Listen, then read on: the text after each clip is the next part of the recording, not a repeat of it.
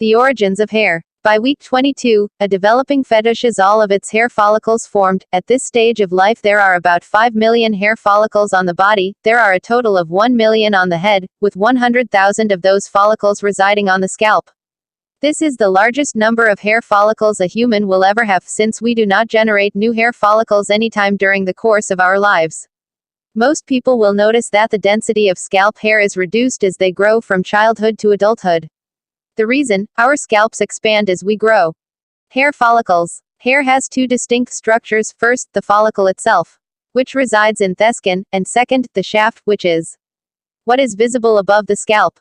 The hair follicle is a tunnel-like segment of the epidermis that extends down into the dermis. The structure contains several layers that all have separate functions.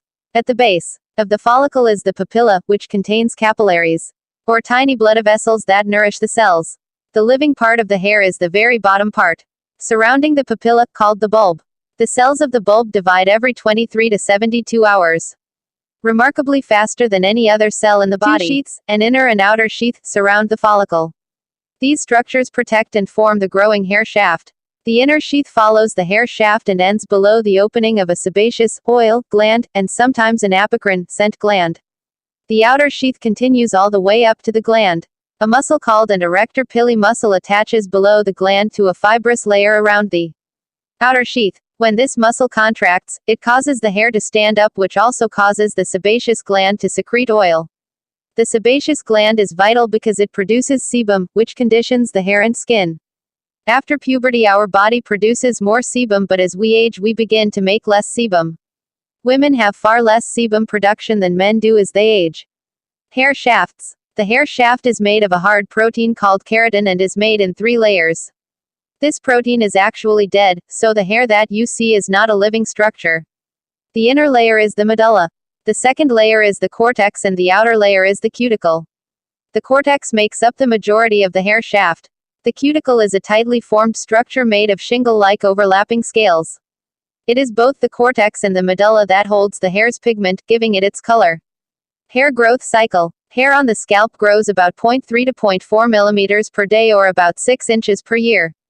Unlike other mammals, human hair growth and shedding is random and not seasonal or cyclical. At any given time, a random number of hairs will be in one of 3 stages of growth and shedding: anagen, catagen, and telogen. Anagen. Anagen is the active phase of the hair. The cells in the root of the hair are dividing rapidly. A new hair is formed and pushes the club hair, a hair that has stopped growing or is no longer in the anagen phase, up the follicle and eventually out. During this phase, the hair grows about 1 centimeter every 28 days. Scalp hair stays in this active phase of growth for 2 to 6 years. Some people have difficulty growing their hair beyond a certain length because they have a short active phase of growth. On the other hand, people with very long hair have a long active phase of growth. The hair on the arms, legs, eyelashes, and eyebrows have a very short active growth phase of about 30 to 45 days, explaining why they are so much shorter than scalp hair. Catagen. The catagen phase is a transitional stage, and about 3% of all hairs are in this phase at any time. This phase lasts for about 2 to 3 weeks. Growth stops and the outer root sheath shrinks and attaches to the root of the hair. This is the formation of what is known as a club hair. Telogen. Telogen is the resting phase and usually accounts for 6% to 8% of all hairs. This phase lasts for about 100 days for hairs on the scalp and longer for hairs on the eyebrow, eyelash, arm, and leg. During this phase, the hair follicle is completely at rest and the club hair is completely formed. Pulling out a hair in this phase will reveal a solid, hard, dry, white material at the root. About 25 to 100 telogen hairs are shed normally each day.